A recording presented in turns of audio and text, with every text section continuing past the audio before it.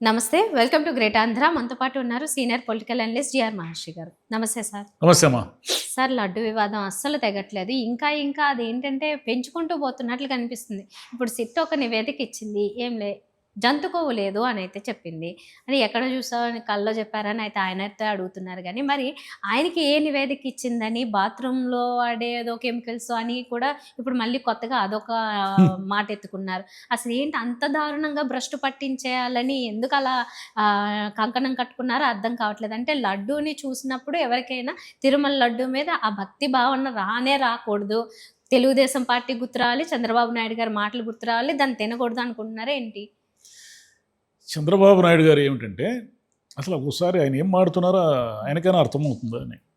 మొన్న ఎమ్మిగనూరులో ఏం మాట్లాడినారు, బాత్రూములు గడిగే కెమికల్ని వాడారు లడ్డూలో, నేను పేపర్లో చదివాను అంటారు ఆయన. ఏమిటది? పేపర్లు ఎవరు రాస్తారు? వాడు కల్తీ ఏం చేశాడో లేదో మనకు తెలియదు, కానీ బాత్రూంలో కడిగే కెమికల్స్ని లడ్డూలో వాడతారా ఎక్కడైనా? ఎంత అన్యాయమైన ఆరోపణ ఇది. అసలు మిల్క్ ప్రోడక్ట్స్కి ఆయన హెరిటేజ్ డైరీ ఎన్నేళ్ళుగా నడుపుతున్నాడు?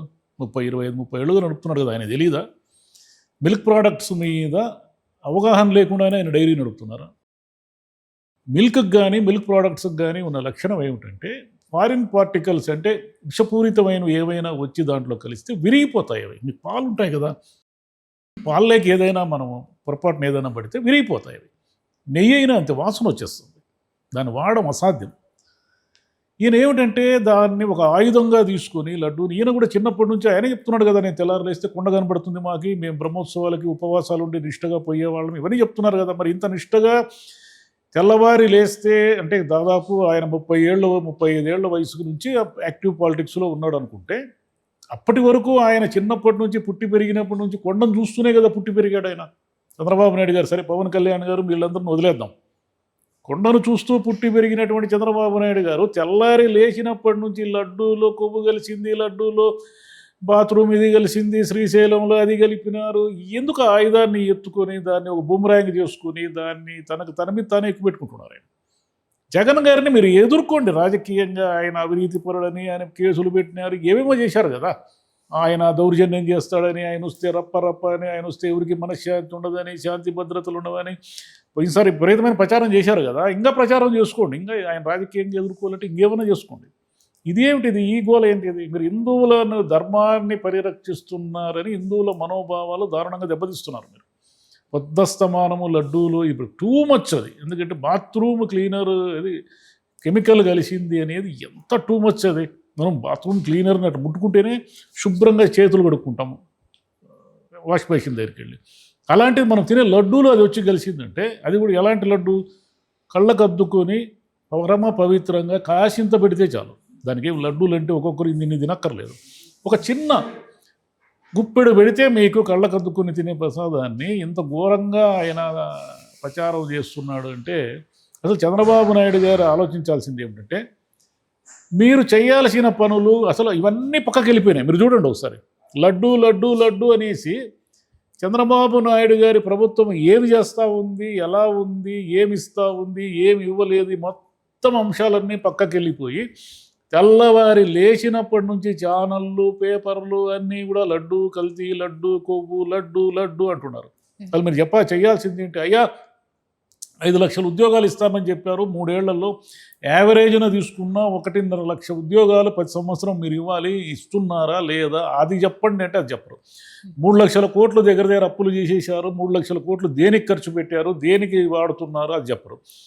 ఎకరా 99 పైసలకి ఇష్టం వచ్చినట్లు పందారం చేస్తున్నారు, అడిగినోళ్ళకి అడిగినట్లు విపరీతంగా ఇస్తున్నారు. అసలు దేనికి ఇస్తున్నారు ఆ భూములన్నీ నిజంగా వర్కౌట్ అవుతాయా, పరిశ్రమలు వస్తాయా, వాళ్ళు నిజంగా అన్ని వేలు లక్షల ఉద్యోగాలు క్రియేట్ చేస్తారా అది చెప్పమంటే అది చెప్పరు. విశాఖ ఉక్కు గురించి మీరు ఏం చేశారు, అప్పుడంతా కోతలు కోసారు కదా అది చెప్పరు. స్పెషల్ స్టేటస్ అదేంటి ఇంకోటి ఏదో ఉంది కదా, ప్రత్యేక ప్యాకేజీ, దాని గురించి ఒక్క మాట కూడా మాట్లాడరు. మీదే కదా ప్రభుత్వము, మీ ప్రభుత్వమే ఉన్నప్పుడు తీసుకురండి డబ్బులు, మీరు ఏదో ప్యాకేజ్ అనో అదనో ఇదనో ఏదో ఒకటి తీసుకురండి. బీజేపీ మీ ప్రభుత్వం మీద ఆధారపడింది కదా, మీ సంఖ్యాబలం మీద. మీరు కూటమిలో ఇక్కడ ఉన్నారు అక్కడ ఉన్నారు కదా, ఇప్పుడు కూడా మీరు కేంద్రంతో పనులు ఏం చేయించుకుంటున్నారు? కేంద్ర సంస్థ దర్యాప్తు సంస్థ సిబిఐ సిట్టు సుప్రీంకోర్టు ఆధ్వర్యంలో సిట్టు విచారణలో లేదయ్యా బాబు ఎన్డీడీబీ ఎన్డీఆర్ఏ రిపోర్టుల్లో లడ్డు లేదు, కొవ్వు లేదు, ఏమి లేదని వాళ్ళు చెప్తే ఉంది ఉంది ఉంది అని మళ్ళీ మీరు ఏకసభ్య కమిషన్ వేస్తామంటున్నారు, మళ్ళీ సిట్ వేస్తామంటున్నారు. మీకు ఏమి వేరే టాపిక్కే లేదా అంటున్నారు కదా ప్రెస్ మీట్ లో కూర్చుని కూడా దీని గురించి చర్చించాలి, మాట్లాడాలి ఏం ప్రజలంటే. మాట్లాడతారు? ఇంకేం అంటే అన్ని మాట్లాడతారు? అవసరమైన వదిలేసి దీని గురించి మాట్లాడాలి. ఇంకేం తెల్లారి లేచినప్పటి నుంచి మీరు లడ్డు తప్ప ఇంకోటి మాట్లాడడం లేదు. మీరు చేయాల్సిన పనులు ఎన్ని ఉన్నాయి, ఎన్ని పనులు పెట్టుకొని ఉన్నారు మీరు? ఇంక అయిపోయింది. లాస్ట్ ఇయర్ ఎన్నికల ఇయర్ 28 మే నుంచి 29 మే వరకు ఎలక్షన్ ఇయర్. అది 28 మేలోపు మీరు ఏమి చేసినా, ఉద్యోగాలు ఇచ్చినా, జాబ్ క్యాలెండర్ ఇచ్చినా, నిరుద్యోగ భృతి ఇచ్చినా, మహిళలకు డబ్బులు ఇచ్చినా, ఇంకోటి చేసినా రాష్ట్రాన్ని అభివృద్ధి దిశలో సంపద సృష్టించి లక్షల ఉద్యోగాలు ఇవ్వాలనుకున్నా, ఏమి చేయాలనుకున్నా మీకున్న సంవత్సరం 2 సంవత్సరాలు ఉంది అంతే. ఇంకా గట్టిగా 2 సంవత్సరాలు ఉంది మీకు. ఈ 2 ఏళ్లలో మీరు చేయాల్సిన పనులు ఏమీ చేయకుండా, అదిగో ఆయనకు జంతుకు కలిపాడు, ఈయన హిందూ ధర్మాన్ని నాశనం చేశాడు, తిరుమల పవిత్రత దెబ్బతీశాడు, అది ఎజెండాగా మీరు ఏం పోతారు? 29 ఎన్నికలకు ఆ ఎజెండాగా పోతారా జగన్ మీద? పోలేరు మీరు. జగన్ దగ్గర 100 ఆయుధాలు ఉన్నాయి ఇప్పుడు మీ మీద ఎక్కువ పెట్టేదానికి. మీ దగ్గర ఏమున్నాయి జగన్ మీద ఎక్కువ పెట్టే ఆయుధాలు చెప్పండి, 2 చెప్పండి. ఇంకా విధ్వంసం సృష్టిస్తాడు, రప్ప చేస్తాడు. ఇదే కదా మీరు లాస్ట్ ఎన్నికలప్పటి నుంచి జగన్ రాజకీయాలకు వచ్చినప్పటి నుంచి పులివెందుల కల్చర్ అనేదే కదా మీరు పాపులర్ చేసింది. అందుకంటే ఏం చేస్తారు? ఇంకా ఆయన మీద ఏం చేస్తారు? ఒక 100 కేసులు పెట్టారు, 16 నెలలు జైల్లో పెట్టారు.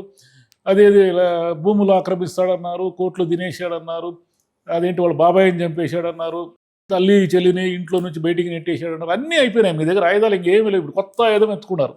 హిందూ ధర్మాన్ని నాశనం చేస్తాడు జగన్ అని ఎత్తుకున్నారు. ఎవరు జనాలు నమ్మరు. రాజశేఖర రెడ్డి గారు అయామ నుంచి వాళ్ళు కొండకెళ్తున్నారు, వస్త్రాలు తీసుకెళ్లారు, ఇవన్నీ చేశారు. మళ్ళీ ఇప్పుడు కొత్తగా మీరు ఏదో సంతకం పెట్టమంటున్నారు డిక్లరేషన్లో. ఇవన్నీ ఇంక వర్కౌట్ కావు. బీజేపీ హిందుత్వ ఎజెండాతో ఉన్న బీజేపీనే ఆంధ్రప్రదేశ్లో మతం కార్డు ఉపయోగించలేక చెతికిలబడింది. ఇక మీ వల్ల ఏమవుతుంది? అది అసలు మీ బ్యాడ్ కార్డ్, అది రాంగ్ కార్డ్ అది.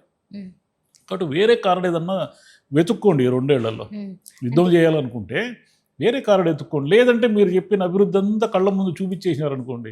అమరావతిని అద్భుత నగరము, పోలవరం పూర్తి, 5 లక్షల ఉద్యోగాలు, మీరు ఇచ్చిన సూపర్ 6 సూపర్ సక్సెస్, ఇవన్నీ చేసి చూపించేస్తే జనం వద్దన్న మీకు ఓట్లేస్తారు. ఇవన్నీ ఏమీ చేయకుండా మీరు జగన్ మీద ఎంత ప్రచారం చేసినా మళ్ళీ జగన్ కోటేస్తారు. ఏం టెక్నికల్గా ప్రాక్టికల్గా ఏమీ వద్దు, ఓన్లీ కేవలం ఎమోషనల్గా ఏం కనిపిస్తుందో, అంటే ఇట్లాంటివి ఏమైనా క్రియేట్ చేస్తే దానికి ఎలాగో వెంటనే రియాక్ట్ అవుతారు కదా. వేరే వేరే విషయాలు అయితే ఏదో పెద్ద పరిశీలన చేయాలి, దాని మీద పరిశోధనలు చేయాలి, మాట్లాడాలి ప్రజలు. అయితే సింపుల్, అవునా ఇదా లడ్డూనా, బాత్రూంలో కెమికలా, ఇంకేముంది జంతుకోవా అంటే పెద్దగా చూస్తారు కాబట్టి అవి మాత్రం భలే ముందుకు తీసుకొచ్చి పెడుతున్నారు. అసలు బాత్రూంలో వాడే కెమికల్ అనే పదం తీసుకున్నారు చూడండి. ఆ పదం దగ్గరే ఎంత ఏమనాలి, ఎంత ఇన్ఫ్లుయెన్స్ చేయాలని ట్రై చేస్తున్నారు అనేది అర్థమవుతుంది. జంతుకు సరిపోలేదు, ఇప్పుడు బాత్రూమ్ దగ్గరికి వెళ్దాం అని అనుకోవడం. వాళ్ళు ఈ కొవ్వు కలిపిన విషయం మీద ఒక పెద్ద ఇష్యూ చేయదలుచుకున్నారు. అది సిట్ ఇచ్చిన రిపోర్ట్ ఆధారంగా అది వెళ్ళిపోయింది, వెనక్కి వెళ్ళిపోయింది. అది లేదు అని చేసిన తర్వాత అది అయిపోయింది ఆ కథ. సరే, ఇంకేదో నెక్స్ట్ ఏదో దర్యాప్తు, ఇవన్నీ ఇంకేదో కేసులు అని ఏదో మీరు ఏదో చేసుకుంటే అది ఒక లెక్క.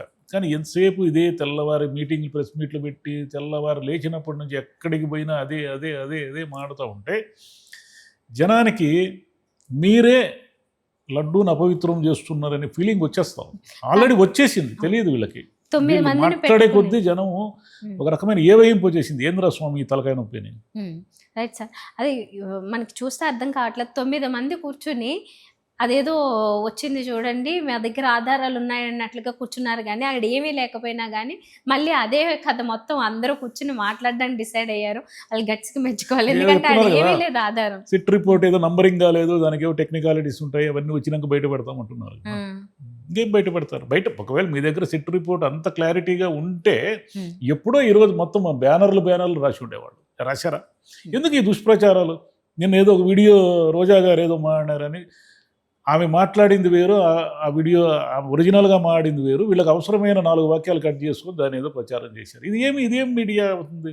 ఇంకేమన్నంటే సాక్షి మీరు తిడతారు కదా, సాక్షి జగన్ గారు సొంత పత్రిక కాబట్టి ఆయనకు అనుకూలంగా రాసుకుంటుంది, మాట్లాడుతుంది. మీరు నిష్పక్షపాతమైన మీడియా కదా మీదంతా, మీరెందుకు ఇట్లా మాట్లాడుతున్నారు? ఏమనంటే వైసీపీ గురించి మాట్లాడితే సోషల్ ఇది కూలీ మీడియా, లేకపోతే ఇంకేది పేటీఎం బ్యాచ్, ఎజెండా కూలీలు ఇలా మాడతారు కదా. మీరేం కూలీలు, ఎజెండా కూలీలా? మీరేమన్నా ఫోన్పే బ్యాచా మీరేమన్నా? మరి ఏది నిజమో ఏది కాదో నిర్ధారణ చేయకుండా వీడియోలు వదిలేయడమేనా? దాని మీద రచ్చ చేసి చర్చలు పెట్టేయడమేనా? ఇదే అన్యాయంగా. అంటే ఏది కరెక్టో ఏది తప్పో జనం గ్యారంటీగా జడ్జ్ చేస్తున్నారు. జనం ఏం అమాయకంగా లేరు, వాళ్ళకి తెలుసు ఏది వాస్తవమో. ఈ మీడియా ప్రచారం చేసినంత మాత్రాన వాళ్ళు నమ్మరు, ప్రచారం చేయనంత మాత్రాన వాళ్ళు ఏది నమ్మాలో అదే నమ్ముతారు. అవును. నిష్పక్షపాతం అనేది ఎప్పుడో ఏకపక్షం అయిపోయింది. ఆ వార్తలు ఎవరు రాస్తారో తెలుసు, మీరు ఏది చదివి చెప్తున్నారో తెలుసు, ప్రజలందరికీ తెలుసు. ఒక కామన్ మ్యాన్కి ఒక ఐడియా ఉంది. కామన్ మ్యాన్ ఎందుకు లేదు? ఇప్పుడు మీరు అబద్ధాలు ప్రచారం చేస్తే కనుక్కోలేరు అనుకున్నారా? అందరికీ తెలుసు, అన్నీ తెలుసు. Right sir, thank you. Thank you అమ్మా.